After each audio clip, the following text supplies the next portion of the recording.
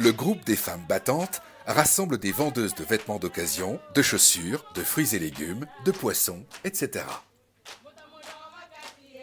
Elles sont contentes de se retrouver chez l'une d'elles comme chaque mois, avec leur animateur Alassane Baldé. La première partie de la réunion est dédiée au dépôt d'épargne et au remboursement du crédit. La trésorière et la secrétaire, élues par le groupe, enregistrent ces versements dans le registre du groupe et sur le livret d'épargne de chacune. Puis, elle vérifie les totaux avec l'animateur et les valide. Ensuite, l'animateur fait l'appel. La réunion étant obligatoire, si quelqu'un manque à l'appel, on ira prendre des nouvelles de sa santé et de son commerce.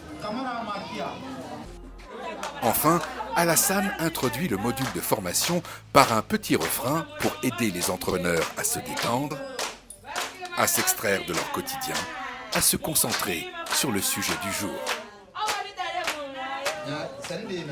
Aujourd'hui, la formation porte sur la gestion du stock. Alassane utilise une dizaine d'images.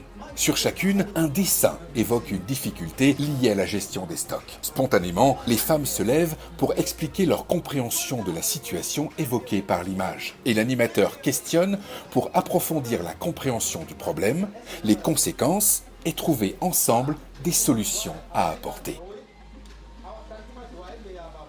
Mabinti, par exemple, explique que sur l'image, les tomates de la marchande ne se sont pas toutes vendues. Elles ont commencé à pourrir. La marchande va devoir baisser son prix et elle va perdre son bénéfice. Elle va s'être donné beaucoup de mal pour rien.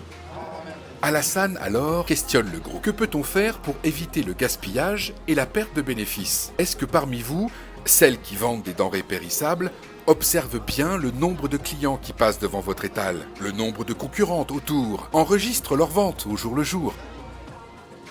Et si vous voyez que votre stock ne tourne pas assez vite, que pouvez-vous faire pour ne pas tout perdre?